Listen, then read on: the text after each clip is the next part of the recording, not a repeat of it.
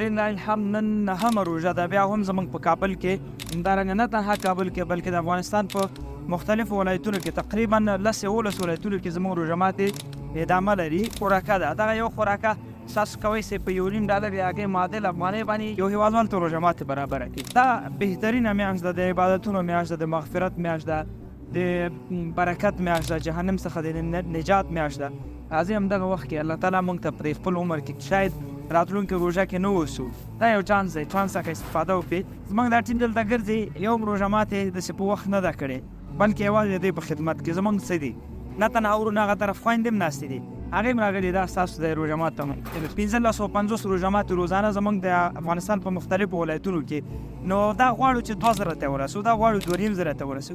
یو کس پیدا سي ووایي چې یو ورځې 100 کسه روژه ماتو لپاره تقریبا $1.5 یا هغې معادل افغانۍ 100 نفرو لپاره څومره غټه خبر.